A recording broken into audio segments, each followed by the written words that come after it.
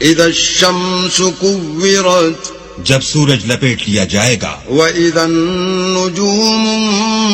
انكدرت اور جب تارے بے نور ہو جائیں گے، واذا الجبال سيرت اور جب پہاڑ چلائے جائیں گے، واذا العشار عطلت اور جب بیانے والی اونٹنیاں بیکار ہو جائیں گی، واذا الوحوش حشرت اور جب وحشی جانور جمع کیے جائیں گے، واذا البحار سجرت اور جب دریا آگ ہو جائیں گے، واذا النفوس زوجت اور جب روحیں بدنوں سے ملا دی جائیں گی، واذا الموءودة سئلت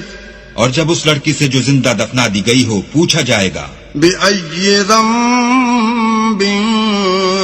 قتلت کہ وہ کس گناہ پر مار دی گئی، وإذا الصحف نشرت اور جب عملوں کے دفتر کھولے جائیں گے، وإذا السماء كشطت اور جب آسمان کی کھال کھینچ لی جائے گی، وإذا الجحيم سعرت اور جب دوزخ کی آگ بھڑکائی جائے گی، وإذا الجنة أزلفت اور بہشت جب قریب لائی جائے گی، علمت نفس ما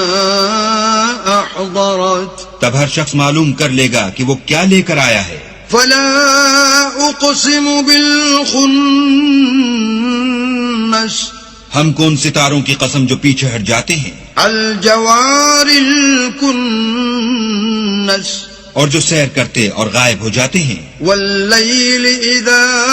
عسعس اور رات کی قسم جب ختم ہونے لگتی ہے، والصبح اذا تنفس اور صبح کی قسم جب نمودار ہوتی ہے۔ انه لقول رسول کریم کہ بے شک یہ قرآن فرشتہ عالی مقام کی زبان کا پیغام ہے، ذی قوت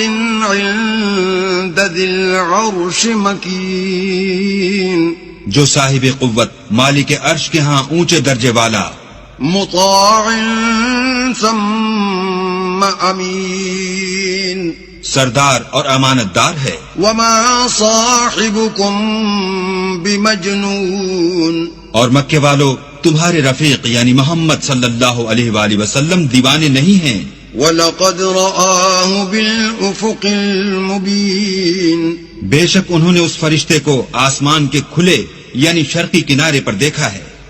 وَمَا هُوَ عَلَى الْغَيْبِ بِضَنِينٍ اور وہ پوشیدہ باتوں کے ظاہر کرنے میں بخیل نہیں، وَمَا هُوَ بِقَوْلِ شَيْطَانٍ رَجِيمٍ اور یہ شیطان مردود کا کلام نہیں۔ فَأَيْنَ